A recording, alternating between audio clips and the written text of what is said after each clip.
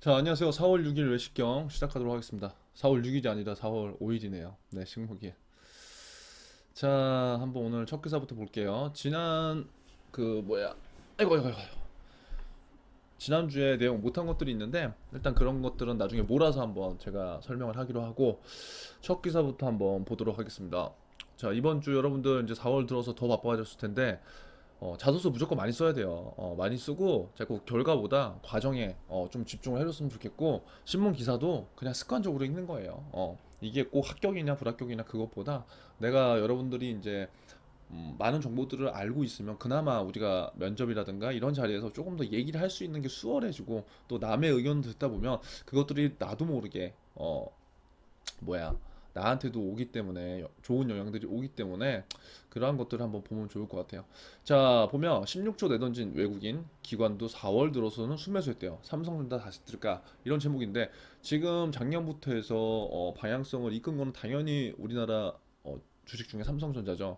근데 올해 들어서 계속적으로 뭐 약간 횡보의 모습을 보였죠. 횡보라는 건 거의 등락이 거의 없이 변동성이 없이 그냥 비슷비슷하게 움직이고 있다. 그렇게 생각하면 될 것 같고, 근데 4월 들어서 외국인과 기관도 지금 순매수를 하고 있다는 거죠. 그래서 지금 처음으로 지금 신문을 읽고 매식경을 보는 학생들은 삼성전자 주가를 한번 쳐보세요. 네이버에 삼성전자만 쳐봐도 현재 주식이 얼마인지가 나와요. 그러니까 그것부터 우리가 공부를 해보는 거예요.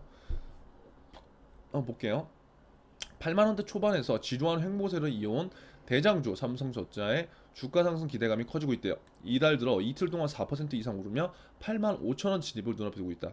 특히 1분기에만 삼성전자를 16원 원치 팔아치운 외국인과 기관이 4월 들어 순매수로 전환. 자, 제가 얘기했던 대로 8만 원대에서 지지부진한 횡보였어요. 하지만 이틀 동안 4% 오르고 8만 5천 원 진입대를 눈앞에 두고 있다는 거죠. 근데 이달 들어서 약간 우리가 주목해야 될 부분은 외국인과 기관이 지금 순매수로 전환한다는 분위기. 그래서 삼성전자가 앞으로도 갈 것인가 말 것인가에 대한 많은 사람들의 관심이 쏠려 있다는 거죠. 자, 그래서 보면 쭉 볼게요.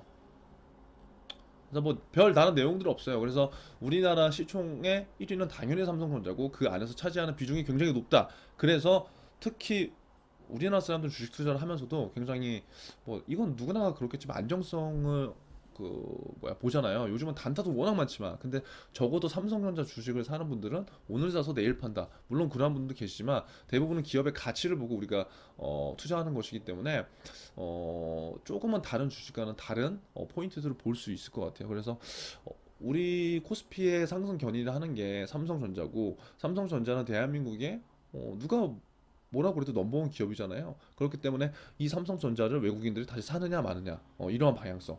만약에 다시 산다고 했을 때 8만 5천 원을 넘는다면 9만 원, 10만 원, 11만 원 어디까지 갈 것인가? 뭐 이런 것도 우리가 알아볼 수 있는 거고요.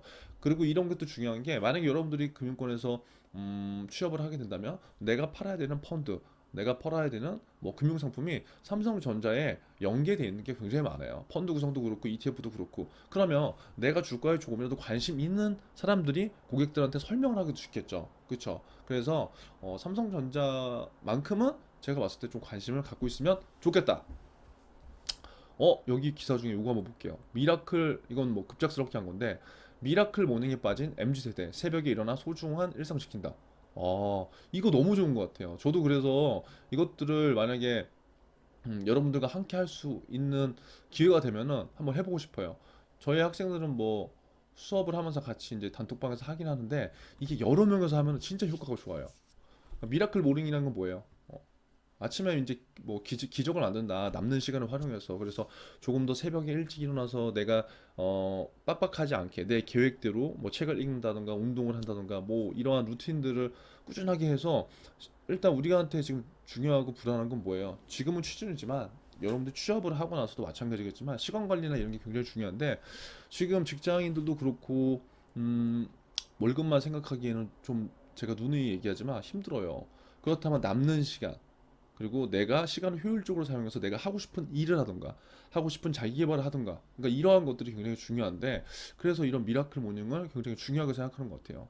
이게 제가 만약에 기회가 된다면 음, 한번 해보고 싶어요. 여러분들하고도 같이. 그래서 저 같은 경우는 연령이 좀 있는 분들하고도 이런 걸 같이 하는데 굉장히 이게 서로 시너지가 좋아요. 시너지. 시너지라는 게 뭐냐면 이거는 서로 동기부여해주고 격려해주고 이런 게 굉장히 크기 때문에 서로 이렇게 힘을 받고 하는 게 굉장히 좋은 것 같아요. 그래서 요거 뭐 기사 보면은 대기업 14년 차 이 씨는 매일 오전 3시에 눈을 뜬대요. 와, 3시.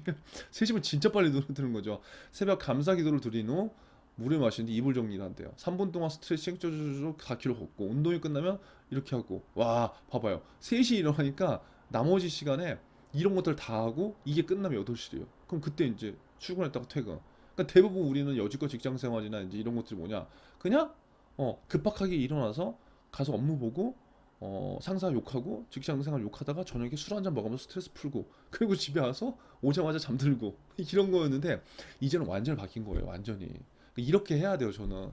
왜냐? 뭐가 이래야지 뭐가 남는 게 있지. 근데 그런 게 취준제부터 조금 미라클 모닝 이런 걸 하면은 굉장히 좋은 것 같아요. 왜? 그러니까 아침에 일어나야 되는 게 꼭 뭐 성공을 한다 그런 건 아니지만 결국 궁극적으로 원하는 건 시간을 조금 더 효율적으로 쓰고 내가 뭔가를 할 수 있는 기반이 된 거 그런 게 진짜 중요한 것 같아요. 그래서 한번 이런 것들을 보면서 여러분들 스터디에서 같이 이렇게 한번 해보면 굉장히 저는 좋다고 봐요. 하고 싶은 친구들은 댓글 남겨봐요. 제가 뭐 한번 뭐 같이 해보던가 이런 게 저는 굉장히 좋기 때문에 이 기사 제가 따로 이거는 스크랩을 안 했는데 여기에 연계되어 있는 기사였는데 한번 요거 오늘 4월 4일 날 나온 거 한번 읽어 보시면 저는 좋을 것 같아요.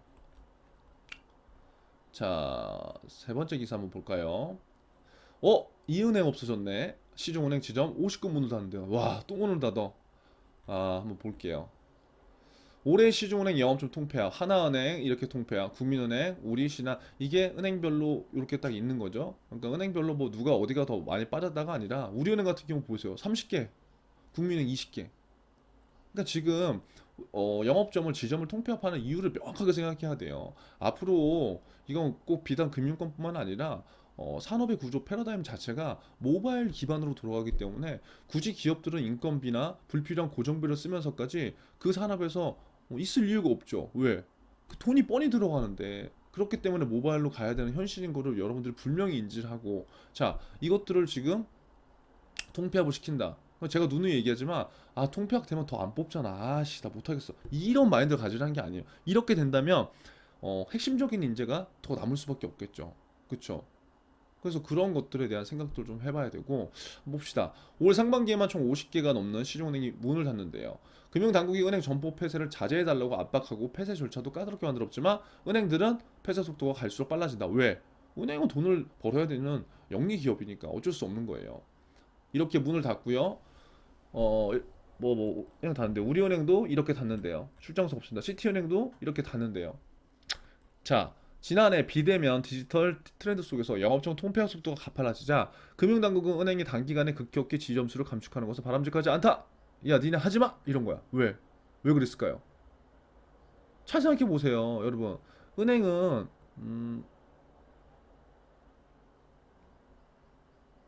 이거 근황한 게 있네요. 우리가 그냥 이런 거를 그냥 뭐야 잘 생각해 보면 돼요. 은행은 영리해요. 영리 기업. 뭐 기업은행도 뭐 농협은행도 여러분들이 공기업처럼 생각을 하지만 물론 공기업 성향이 강하지만 어떤 은행도 돈을 벌어야 돼요. 근데 돈이 안 되면 안 되는 거잖아요. 근데 정부에서는 지금 통폐합을 하지 말라고 그래. 웬만하면. 왜 그럴까? 하지 마, 은행아. 왜? 잘 생각해 보면 이제 답은 나오는 거죠. 은행이라는 특히 금융기관은 음, 서민들이 안전, 신뢰라고 생각하는 금융기관이에요. 어느 기관보다. 그렇기 때문에 여러분들이 지금 여러분들 집 앞에 가보면 무조건 거의 대부분 그 지방 어디 외곽이 아닌 이상 은행이 존재하죠. 그런데 은행이 여지껏 친서민 금융기관이었는데 만약에 우리 집 앞에 있는 우리 집 앞 지점이 폐쇄돼. 그럼 난 어디로 가야 될까요? 우리처럼 여러분처럼 젊은 MZ 세대는 어디든 가면 돼요. 그리고 모바일 쓰면 돼. 문제는 고연령층 그리고 모바일이 익숙하지 않은 고객들, 이런 분들은 엄청 불편하겠죠. 엄청 불편하겠죠.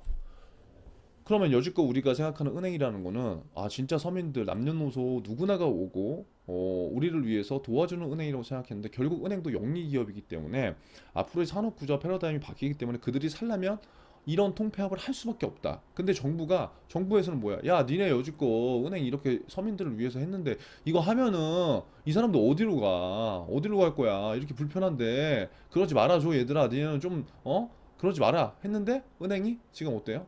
그래도 가는 거예요. 왜? 이거니까 수익을 내야 되니까 그건 어쩔 수가 없는 거예요. 이러한 상황들을 여러분들이 조금 알고 이 기사를 읽고 생각을 했으면 좋겠다. 자, 그래서 앞으로 계속해서 비대면 거래와 디지털 금융이 일상화되면 통폐합은 더욱더 될 거예요. 더욱더. 그렇기 때문에 이것들에 대한 부정적인 생각보다는 이게 현실이니까 이 현실에서 앞으로 고객들도 안 되면은 모바일을 배워야 될 거고, 그쵸? 불편하면 아니면 은행들이 뭔가 다른 서비스를 내야 되겠죠. 그럼 여러분들이 계속적으로 어려워하는 그러면 저 같으면 만약에 예를 들어서 이제 그럴 것 같아요. 여러분들이 계속 어려운 건 뭐예요? 예를 들어서 하나의 뭐 아이디어다. 모바일이 어렵다. 모바일 역량 어떻게 드러내야 될까? 그러면 지금 문제점이 나왔잖아요. 제가 얘기한 이런 문제점들. 그럼 이러한 문제점을 모바일로, 비대면으로 어떻게 해결할 수 있을까 고민해보기. 어. 이게 은행별로 다 있죠. 우리 농협, 신한, 국민, 뭐 기업, 하나와 다 있을 거 아니에요. 그럼 누구나가 다 갖고 있는 고민이라고. 그럼 이런 것들을 모바일로 어떻게 해결할 수 있는지. 그게 작은 생각이라도 나만의 생각이 있으면 면접 때 차별화를 시킬 수 있다. 이게 아니다. 꼭 모바일이 아니어도 돼요. 이런 문제를 어떻게 해결하면 좋을까? 개선하면 좋을까? 나만의 대응 방안. 이거를 제시하는 거예요. 답은 없어요, 여러분. 근데 생각 자체를 우리가 이렇게 한번 해보면은 조금 더 우리한테 남는 게 이제 있다는 거죠. 자, 세 번째. 은행권 뉴딜 펀드 완판 진행. 기업은행은 소집 마감한대요. 뉴딜 펀드 여러분 들어봤죠? 모르시는 분들은 찾아보세요. 계속 이슈가 되셨으니까. 자, 지난달 29일 판매를 시작한 국민참여 정책형 뉴딜 펀드가 판매 첫 주 만에 6개 은행에서 완판을 기록했다. 그럼 모르면 뭘 해야 된다? 뉴딜 펀드 찾아본다. 뉴딜 펀드가 뭔지 알아야 될 거 아니에요. 알아야 될 거. 찾아보세요. 오늘 숙제. 자, 첫 주 만에 이게 다 완판이야. 그럼 뭔가 좋아서겠죠. 뭔가 좋냐? 자, 4대 시중은행 이렇게 해서 일제히 마감됐고, 국민 참여형 뉴딜 펀드를 참여한 것은 어디 은행이에요? 7개 은행. 그러니까 웬만한 시중은행 다 한 거죠. 자, 일찌감치 한도가 소진된 증권사에 이어 1일 은행권 뉴딜 펀드까지 완판 행진을 기록하며 기업은행 물량도 빠르게 감소하고 있대요. 타 금융사에서 펀드에 가입하려던 고객이 기업은행으로 몰린 거래요. 그러니까 왜? 다 소진됐으니까 기업은행으로 간 거겠죠. 기업은행의 최소 가입 금액은 5만 원으로 최소 수백만 원부터 시작하는 타행 대비 문턱의 낮은 점이 소진 차이에 영향을 줬다. 그러면 이건 기업은행 강점 아닌가요? 같은 뉴딜 펀드라도 뭐예요? 최소 가입 금액 누구나가 참여할 수 있게 진입장을 낮췄잖아요. 그러면 이건 기업은행 강점이 될 수 있죠. 왜? 이 좋은 거 우리 고객들한테 좀 더 알려주고 싶어. 우리 가입 금액을 좀 낮춰서 해볼래. 이건 강점이 될 수 있다는 거예요. 이게 친서민적인 걸로 나중에 뭐 여러분들의 이런 것들 강점을 얘기하면 되겠죠. 국민참여형 뉴딜 펀드는 뉴딜 분야 기업이 발행하는 지분과 채권과 주식의 성격이 혼합된 금융상품인 메자닌 증권에 주로 투자하는 3호 재간접 공모펀드다. 어려워. 여러분 어렵죠? 그냥 3호 재간접 공모펀드라 그냥 여기까지만 이해를 해주면 돼요. 그래서 3호 펀드로 운영되는 10개 자펀드 수익주권에 투자하는 방식이다. 이것도 정 모르면 그냥 뉴딜 펀드만 알아두면 돼요. 뭐냐면 정책 자금이 후순위로 출자해서 투자자의 손실 일부 메워준다는 점이 입소문을 탔다. 그러니까 결국은 뉴딜 펀드라는 게 지금 정부에서 만들었어. 근데 빠르게 소진됐어. 그럼 왜일까? 뭔가 다른 데보다 다른 상품보다 뭔가 좋겠죠. 그럼 뭐가 좋냐?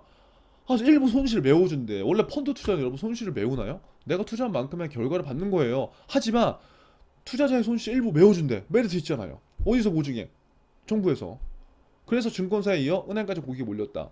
국민 참여형 뉴딜 플랜 대부분은 위험 등급 1, 2등급의 고위험 상품이에요. 고위험. 그런데 뭐야? 손실이 21.5%까지는 정책 자금의 손실을 부담하는 거예요. 와, 그러니까 이거 뭐, 야, 내가 펀드 가입했는데, 야, 이거 뭐 대단하네. 대단해. 이거 그냥 정부에서 21.5%까지 나는 그럼 투자자 입장에서 좋은 게 뭐예요?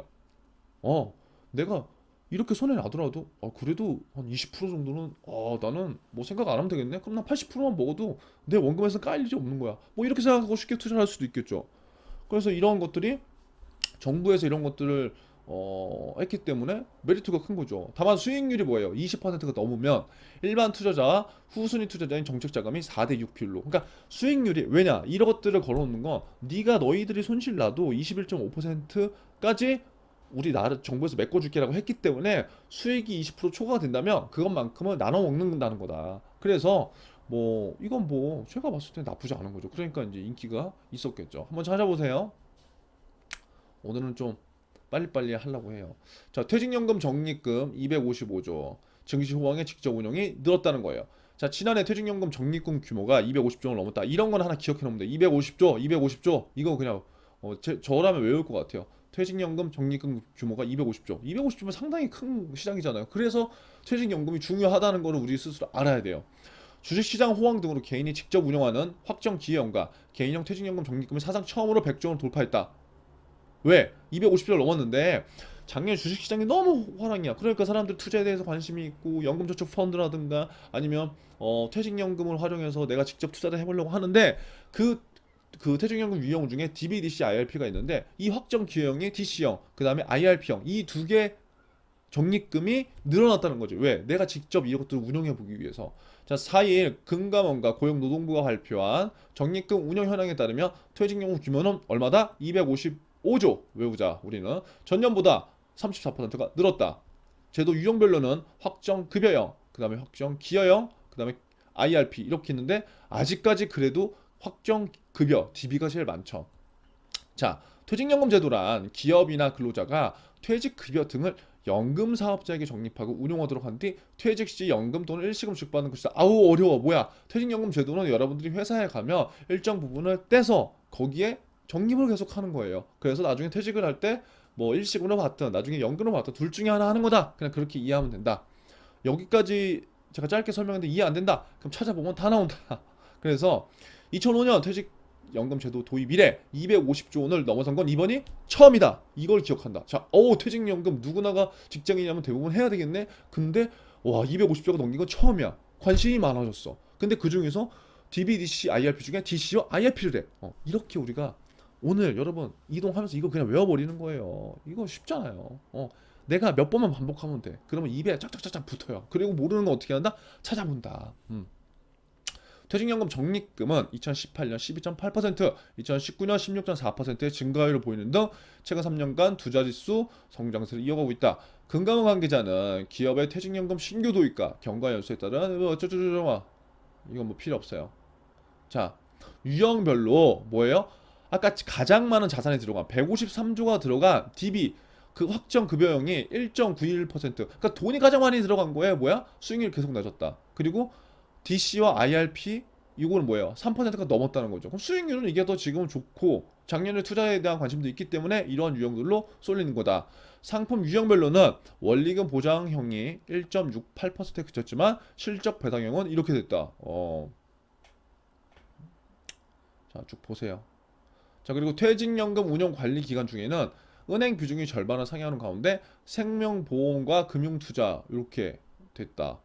다만 개별 금융사를 보면 어디가 제일 높았어요? 삼성생명이 제일 높았고 신한은행과 국민은행이 이렇게 뒤를 따랐다. 그러면 여러분들이 만약에 은행 취업을 한다면 이 두 개의 기업에 대한 강점 끌어가면 되죠. 내가 삼성생명을 썼다. 삼성생명에서도 이러한 강점을 끌어가면 되는 거고요. 자, 그래서 우리가 여기서 볼 건 뭐다?